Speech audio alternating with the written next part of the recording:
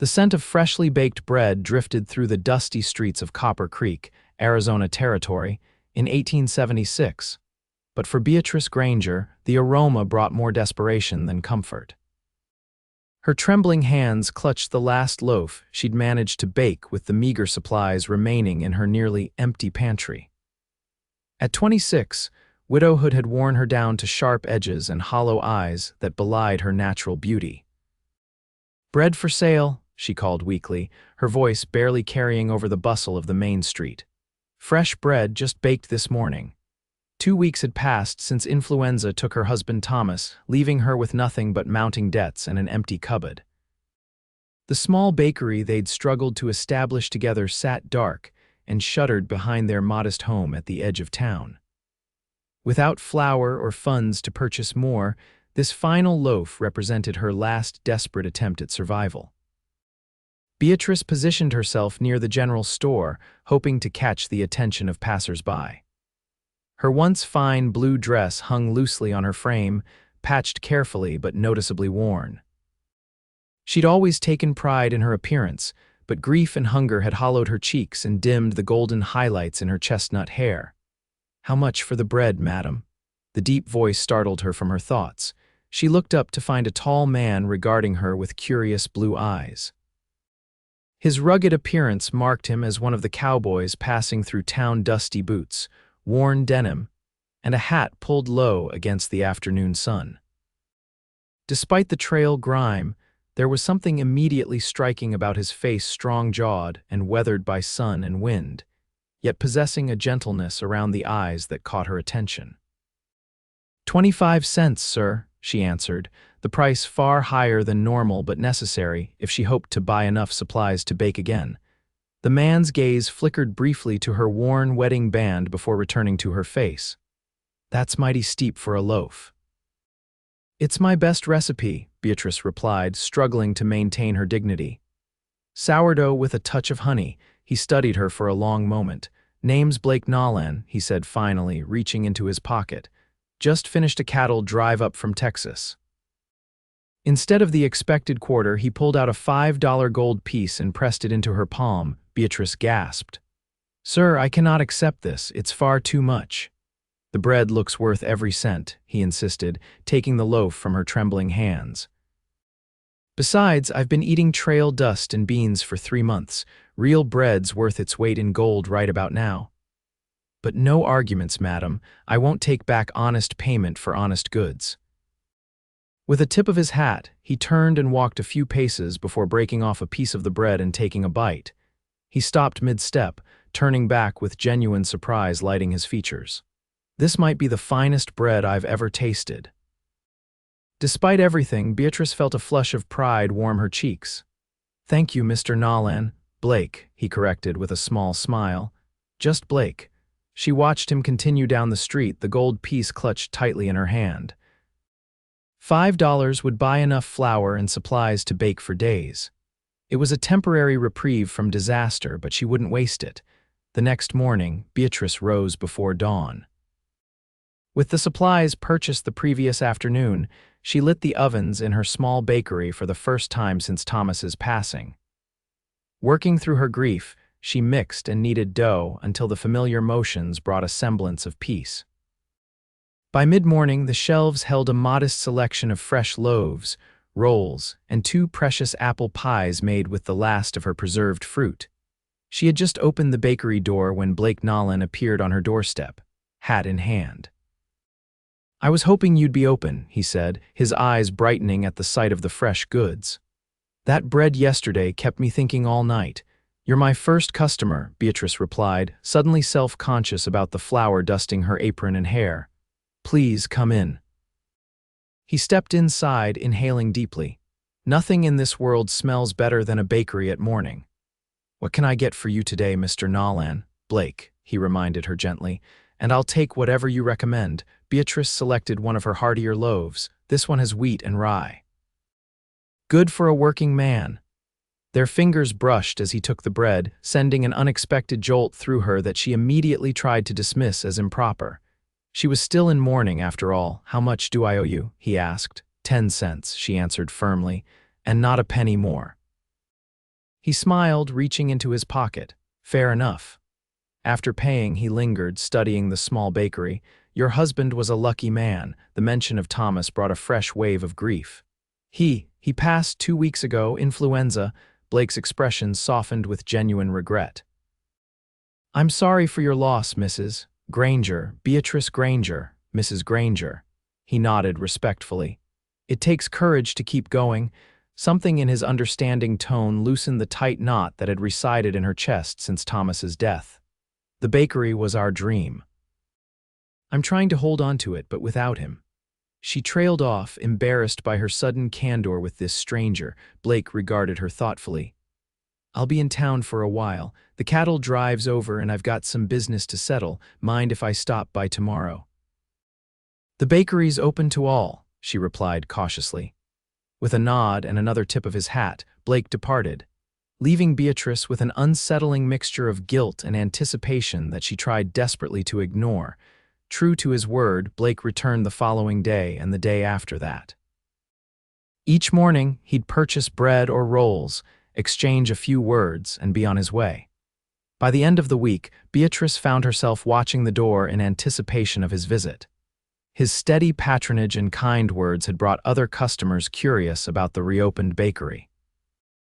On the 7th day, Blake arrived later than usual, just as Beatrice was preparing to close. Thought I'd missed you today, she said, then blushed at how familiar her words sounded. Had some business across town, he explained, looking around at the nearly empty shelves. Looks like you had a good day. Better than I expected, she admitted. Though I've only one loaf left, I'll take it then, he said, placing a coin on the counter. Beatrice wrapped the bread carefully. What keeps you in Copper Creek, Mr. Nolan? Most cowboys move on after delivering their herds. Blake, he corrected for what must have been the 10th time, a smile crinkling the corners of his eyes. And I'm not just passing through, I've been saving from my drives for years. Finally have enough to buy a small spread about 10 miles outside town. The papers should be final next week. You're staying then? The question came out more hopeful than she'd intended. That's the plan. Tired of following herds and sleeping under stars. Time to build something permanent. He studied her for a moment. Mrs. Granger, Beatrice, would you allow me to escort you to Sunday service tomorrow? The invitation caught her off guard. That wouldn't be proper. I'm in mourning. Just as friends, he clarified quickly. You shouldn't have to walk alone. Beatrice hesitated. The community had been supportive after Thomas's death, but she'd felt their pity like a weight. Blake's straightforward kindness offered something different: respect without condescension. As friends, she agreed cautiously. I'll meet you at the church steps. His smile warmed her more than it should have. Until tomorrow, then. Sunday morning dawned clear and bright. Beatrice dressed in her black morning dress, the nicest one she owned despite its somber purpose. She pinned her hair neatly and added the jet mourning brooch that had been her mother's. Blake waited at the church steps as promised, dressed in a clean dark suit that transformed him from trail-worn cowboy to respectable gentleman. Several townspeople nodded greetings, but Beatrice noticed the curious glances and whispered comments that followed them into the church. People are talking, she whispered as they took a seat in a pew. People always talk, Blake replied quietly.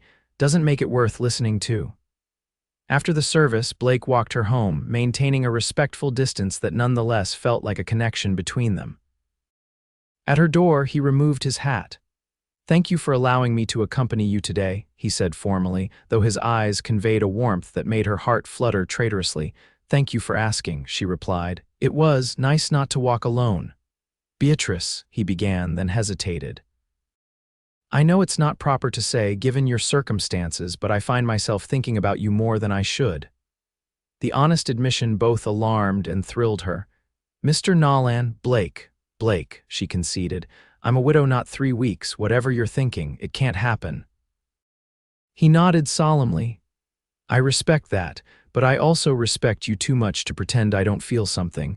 When the time is right, if the time is ever right, I'd like to call on you properly. Before she could respond, he tipped his hat and departed, leaving Beatrice with tumultuous emotions she hadn't felt since before Thomas fell ill. The following weeks established a routine. Blake visited the bakery each morning, sometimes lingering to help with heavy flour sacks or difficult repairs. On Sundays, he escorted her to church, always maintaining a respectful distance that nonetheless drew continued whispers from the townsfolk. One evening in late October, nearly 2 months after their first meeting, Blake arrived at the bakery just before closing, his expression unusually serious.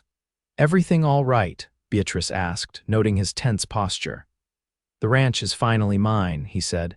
"Papers all signed and recorded." "That's wonderful news," she replied, genuinely pleased for him. "I'd like you to see it," he continued. "Properly chaperoned, of course. Perhaps Mrs. Peterson from the church could accompany us Sunday after services." The invitation represented a significant step beyond their careful friendship. "Blake, I don't know if that's wise. Please," he said softly. "It would mean a great deal to me. She shouldn't agree. It was too soon after Thomas, too improper despite the proposed chaperone." Yet she found herself nodding. "I'll ask Mrs. Peterson tomorrow." Sunday arrived with perfect autumn weather. After church, Mrs. Peterson, a kindly widow in her 60s, joined Beatrice in Blake's wagon for the ride to his property. The older woman's presence provided respectability, though her knowing smile suggested she understood exactly what was developing between the young widow and the cowboy. Blake's small spread turned out to be a respectable piece of land with a creek running through it and good pasture for cattle. The cabin was modest but sturdy, with a stone fireplace and solid walls. "It needs work," he admitted as he showed them around, "but the foundation is solid." "It's a fine start," Mrs. Peterson pronounced approvingly. While the older woman explored the garden plot, Blake led Beatrice to a ridge overlooking the property. "What do you think?" he asked, his expression betraying more vulnerability than she'd ever seen from him. "It's beautiful," she answered honestly. "You've chosen well." "I've been thinking," he said carefully. "This place needs more than cattle to make it a home." Beatrice felt her heart quicken. "Blake, I know it's too soon," he interrupted. "I know proper mourning takes time, but I want you to know my intentions. When you're ready, if you're ever ready, there's a place for you here." The directness of his statement should have scandalized her. Instead, it filled her with a warmth she'd thought died with Thomas. "I can't make any promises. I'm not asking for promises, just possibility." Their eyes met, and for a moment, Beatrice allowed herself to imagine a future different from the lonely one she'd resigned herself to. "There's possibility," she whispered. As winter approached, Beatrice's bakery thrived. Word had spread about her baking skills, and she now sold out most days before noon. The financial security brought comfort, but it was Blake's daily visits that gave her something to look forward to each morning. The first snow fell in early December, blanketing Copper Creek in white. Beatrice had just closed the bakery when an urgent knocking sounded at her door. She opened it to find Ellen Crawford, wife of the town doctor. "Beatrice, thank goodness," Ellen gasped. "Dr. Crawford needs your help. There's been an accident at the Miller farm. Blake Nolan was helping raise a barn when a beam collapsed. He's asking for you." The world seemed to tilt sideways. "How bad is it?" "Bad enough," Ellen admitted. "The doctor's with him now at our place. Can you come?" Beatrice grabbed her shawl without hesitation. "Take me to him." The doctor's house was warm compared to the bitter cold outside. Dr. Crawford met them in the hallway, his expression grave but not despairing. "He's got a broken leg and some nasty cuts," the doctor explained. "The beam caught him just right, or wrong, rather, if it had hit differently."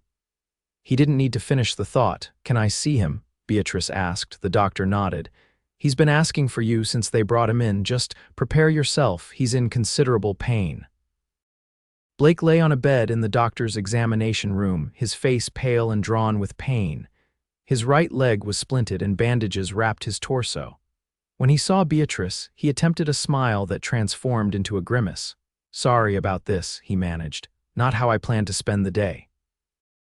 Beatrice approached the bed, fighting back tears. "You gave me quite a scare, Mr. Nolan." "Blake," he corrected weakly, their familiar exchange bringing a genuine smile despite his pain. "Doctor says I'll mend, but it'll take time." "The important thing is that you will mend," she said, taking his hand gently. He squeezed her fingers. "The ranch can wait," she interrupted firmly. Your recovery comes first. Dr. Crawford cleared his throat from the doorway. He shouldn't be moved for a few days. After that, he'll need someone to look after him. I'd suggest he stay in town until he's more mobile. He can stay with me, Beatrice said without thinking. Both men looked at her in surprise. That wouldn't be proper, the doctor began. I have the room above the bakery, she explained. Thomas and I prepared it for guests, though we never had the chance to use it. Blake can recover there and I can check on him between baking. Still wouldn't be proper, the doctor insisted. A young widow and an unmarried man under the same roof. Then we'll marry, Blake interrupted, his voice stronger than before. Beatrice stared at him in shock. What? Marry me, Beatrice, he repeated, his eyes clear despite the pain. I know it's not the proposal you deserve, but I've known since that first day that you were the one I wanted to build a life with. You're delirious from pain, she protested weakly. Never been more clear-headed, he countered. I love you, have since you sold me that loaf of bread. Say yes and we'll make it official before I move into that room. The doctor cleared his throat awkwardly. I'll give you two a moment to discuss this. He retreated, closing the door behind him. Beatrice's mind raced. It had been only 3 months since Thomas's death, far too soon by society's standards. Yet in that time, Blake had become essential to her days in a way she couldn't deny. This is madness, she whispered. Maybe, Blake agreed, but it's honest madness. I love you, Beatrice Granger. I didn't plan to ask like this, flat on my back and broken, but I'm asking all the same. Marry me, tears welled in her eyes. People will talk, let them, he said simply. All that matters is what's between us. In that moment, looking at this man who had changed her life with a simple act of kindness over a loaf of bread, Beatrice made her decision. Yes, she whispered, I'll marry you, Blake Nolan. His smile was brilliant despite his pain. I promise you won't regret it. The wedding took place 3 days later in the doctor's parlor. The ceremony was small, just the doctor and his wife as witnesses, and Reverend Simmons performing the service. Blake stood with the aid of crutches, his face pale but determined. Beatrice wore her best dress, not black for once, but a deep blue that brought out the warmth in her eyes. The town buzzed with the scandal of it, a widow remarrying so soon after her husband's death, and to a relative newcomer at that. But as Blake had predicted, the talk mattered little compared to the reality of their growing love. Recovery was slow and often frustrating for Blake. The broken leg confined him to the small apartment above the bakery for weeks, while Beatrice divided her time between caring for her new husband and maintaining the thriving business below. Their unconventional beginning gave them time to truly know each other, sharing stories and dreams during long winter evenings. I never told you why that first loaf of bread meant so much to me, Blake said one night as they sat before the small fireplace in their apartment. Beatrice looked up from her mending. I assumed you were simply hungry after your long journey, he shook his head. It was more than that. My mother was a baker before she died. Not professionally, we were too poor for that, but she could make something from nothing. During the worst times, when my father had drunk away what little money we had, she'd somehow managed to produce bread that kept us going. You never mentioned your parents before, Beatrice said softly. Not much to tell, that's pleasant, he admitted. Father drank himself to death when I was 14. Mother followed a year later, consumption, the doctor said, but I think it was more a broken heart. I've been on my own since. Beatrice set aside her sewing and moved to sit beside him, taking his hand. Not anymore. He brought her fingers to his lips. When I saw you standing there with that loaf, something about your eyes reminded me of her, that same determination to survive despite everything. I knew then you were someone special. By spring, Blake's leg had healed enough for them to move to the ranch. The cabin had been improved in his absence. Local men, grateful for Beatrice's credit during hard times, had added a proper bedroom and expanded the kitchen in exchange for bread and pies. Their first morning waking in their own home, Blake pulled Beatrice close beneath the quilts. Happy? He asked, studying her face in the early light. More than I ever thought possible again, she answered truthfully. When Thomas died, I thought my life was ending too. I never imagined. I know, he said, understanding in his eyes. Sometimes life gives you a second chance when you least expect it, or buys your last loaf of bread, she added with a smile. Blake chuckled. Best purchase I ever made. Spring turned to summer and the ranch began to take shape. Blake acquired a small herd of cattle and planted crops with Beatrice's help.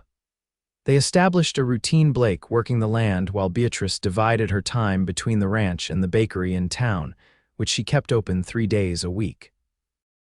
On their 6-month anniversary, Blake surprised her with a picnic by the creek that ran through their property.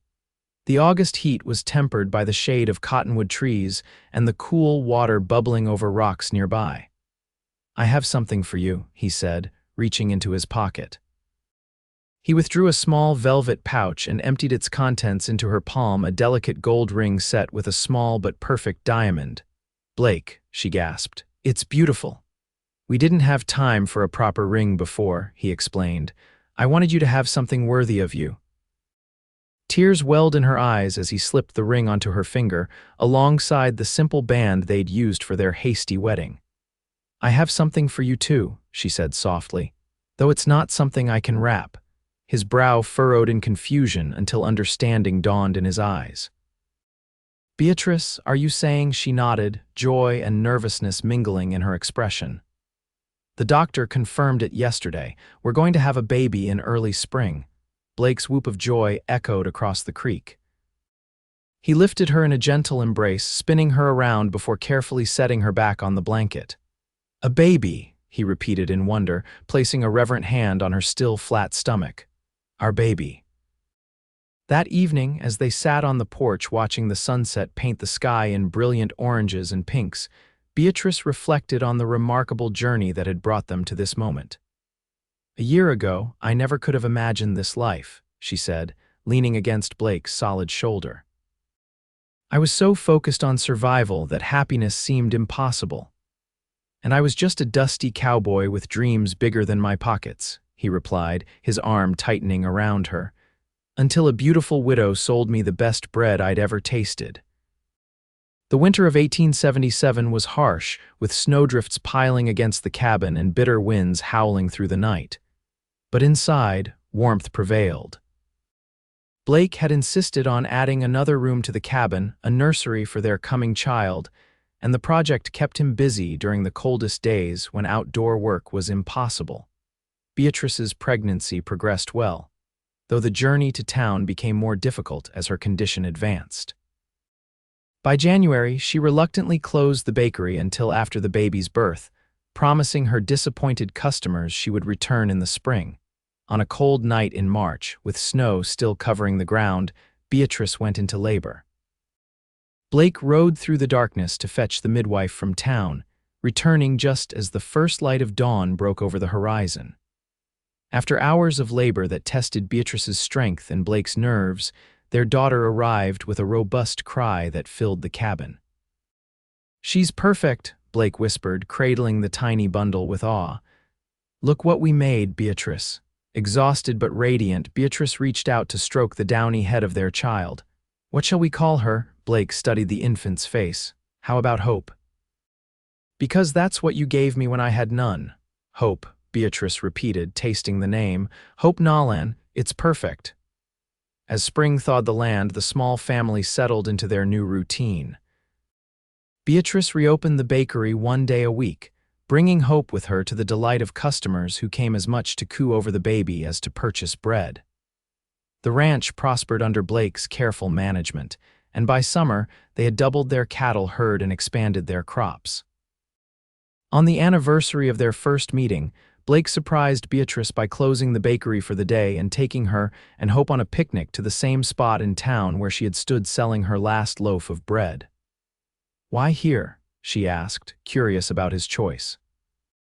Blake smiled, bouncing 6-month-old Hope on his knee. Because this is where our story began. One desperate act of courage, a widow selling her last loaf of bread, changed everything for both of us. Beatrice looked around at the bustling town, so different from her perspective now. Where once she had seen only uncertainty and fear, she now saw possibility and community. I was terrified that day, she admitted. Selling that bread felt like admitting defeat, not an act of courage. Sometimes they're the same thing, Blake replied. Admitting you need help takes more courage than pretending you don't. And sometimes help comes in unexpected forms, she added, reaching out to take his hand. Like an overpaying cowboy with kind eyes, he laughed, lifting her hand to kiss her knuckles. Best $5 I ever spent. Hope gurgled happily between them, reaching for the ribbon on her mother's bonnet. Her existence was living proof of the unexpected journey that had brought Blake and Beatrice together. I love you, Beatrice said simply, both of you more than I have words to express. No words needed, Blake replied, his eyes conveying everything his voice didn't say. Some things you just know, like the first time you taste perfect bread or meet the person you're meant to spend your life with. As they gathered their things to return home, Beatrice paused for one last look at the spot where Blake had first approached her. From desperate widow to beloved wife and mother in less than 2 years, a transformation as unexpected as it was precious. Ready to go home. Blake asked, hope settled contentedly in his arms. Beatrice nodded, taking his free hand. Home, she agreed, the word containing all the promise and security she'd once thought forever lost. Together, they walked toward their waiting wagon and the life they'd built from nothing but a loaf of bread and the courage to begin again.